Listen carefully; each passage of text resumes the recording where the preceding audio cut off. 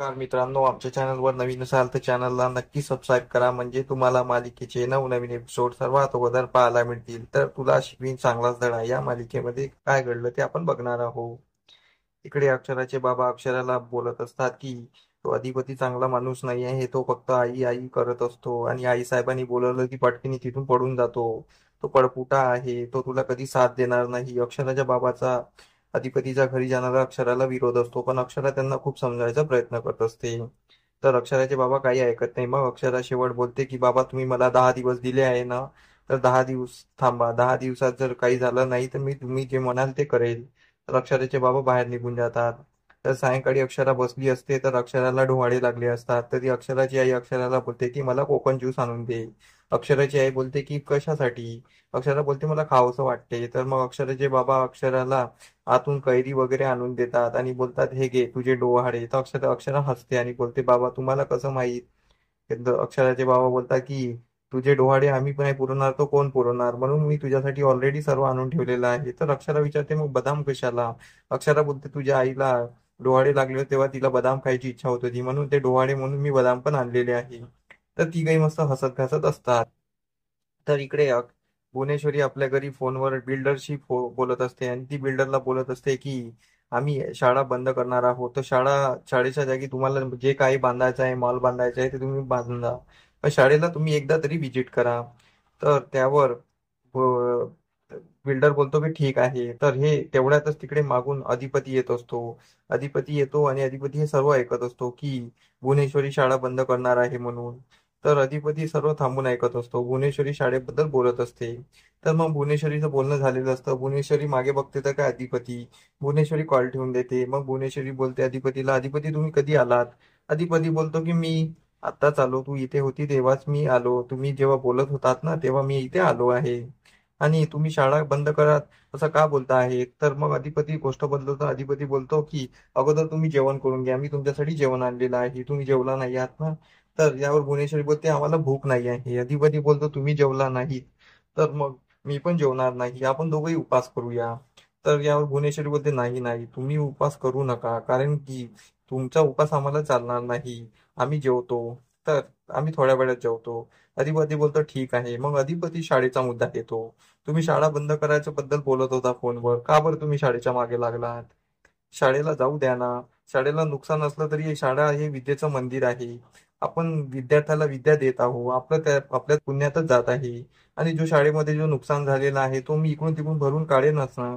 तर त्यावर भुवनेश्वरी बोलते की शाळेचा आम्ही विषयच निपटवायचा आहे आम्हाला, कारण की आता आमचं उतरतं वय झालेलं आहे आणि आता आम्हाला शाळा नकोशी झालेली आहे. आणि शाळेचं आम्ही ओझं उतरवून आम्ही निवांत होऊ. तर त्यावर अधिपती बोलत असतो की तुम्ही शाळेचे टेन्शन घेऊ नका, आम्ही आहोत ना. आम्ही सांभाळू, मी आतापर्यंत सर्व फॅक्टरी सांभाळल्यात ना, ही शाळा पण मी सांभाळेल, असं तो बोलत असतो. तर त्यावर भुवनेश्वरी बोलत असते की पण तुम्ही काय काय सांभाळाल. भुवनेश्वरीचा मुद्दा तोच असतो. भुवनेश्वरी बोलते नाही, आम्ही जे ठरवलं आहे ते ठरवलं आहे, आता शाळा बंद होणार म्हणजे बंद होणार. अधिपती तिला खूप सांभाळायचा प्रयत्न करत असतो. भुवनेश्वरी ऐकत नाही. भुवनेश्वरी बोलते आमचा निर्णय झालेला आहे, तुम्ही आता या पडू नका. अधिपती बोलतो पण तुम्ही जर शाळा बंद केली तर अक्षरा मॅडम म्हणजे मास्तरीन बाई घरी कधी येणार नाही, कारण की त्यांचा शाळेवर जीव आहे. आणि शाळा बंद झाली म्हणजे मास्तरीन बाईचे घरी येण्याचे सर्व दरवाजे बंद होणार आणि तुमच्या लग्नातही अडथळा येणार. तुम्ही आता लग्नाला फोकस करा ना. तर भुवनेश्वरी विचार करते. भुवनेश्वरी बोलते ते जे काही असेल ते असेल, पण मास्तरीन बाई जेव्हा घरी येईल तेव्हा आम्ही तिला समजवू आणि तिला सर्व सांगू, त्यानंतरच आम्ही लग्नाचा बार उडवू. तर भुवनेश्वरीचा तय असतं की शाळा बंद करायची. तर अधिपती विचारात पडतो. दुसऱ्या दिवशी अधिपती फॅक्टरीमध्ये आलेला असतो, तो विचारत असतो. तर तेवढ्या तिथे ओमकार येतो. ओमकार अधिपतीला बोलतो बाबा काय झालं, तू मला बोलावलं. माझा ऍक्सिडेंट झाला होता म्हणून मी तुझा फोन उचलू शकलो नाही. अधिपती त्याची विचारपूस करतो आणि बोलतो की तुला एक गोष्ट सांगायची आहे. आणि अधिपती खूप हसत असतो. तर अधिपतीला बघून ओमकार बोलतो की वास्तविक बाईला म्हणजे वहिनी साहेबला तू भेटला असेल. तर अधिपती मग मंदिरातली सर्व गोष्ट सांगतो. तर मग अधिपती त्यानंतर वकिलाला बोलवतो. वकिलाला बोलवून तो शाळेबद्दल सल्ला विचारत असतो की शाळा आपल्याला बंद नाही होऊ द्यायची आहे, काहीतरी स्टे आणावं. अधिपतीचं बोलणं शाळेवाल्याशी होत असतं. इकडे शाळेमध्ये फुलपाखरांनी सर्वांना सांगितले असते की शाळा बंद होणार आहे. आणि अक्षरा पण टेन्शन मध्ये असते. अक्षरा फुलपगारीला फोन लावते आणि शाळेबद्दल बोलत असते. शाळेबद्दल सर्व सांगत असते आणि शाळा बंद नाही होऊ द्यायची असं तिचं म्हणणं असतं. तर अक्षरा बोलते काही होऊ जाईल, पण मी शाळा बंद होऊ देणार नाही, तुम्ही टेन्शन घेऊ नका. तर फुलपगारे चिंता व्यक्त करत असतो.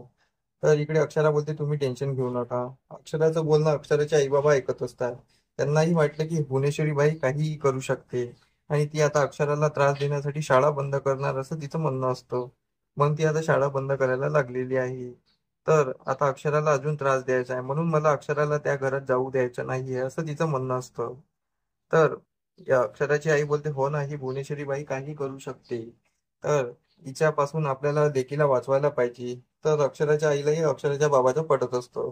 अक्षराच्या बाबा बोलते म्हणून सूर्यवंशाचं नाव या घरात नको असं मला वाटतं. तर इकडे चारुवासला अक्षरा फोन करून सर्व सांगते की शाळा बंद होणार आहे, भुवनेश्वरीने डाव रचलेला आहे.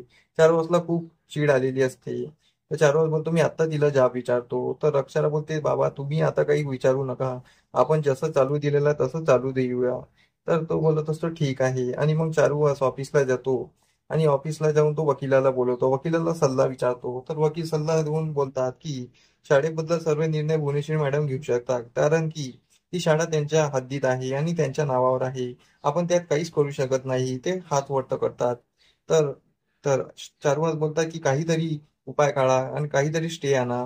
तर वकील बोलतात की याच्यात तथ्य नाही आहे, कारण की स्टे आणू शकत नाही, तरी आम्ही करायचा प्रयत्न करतो.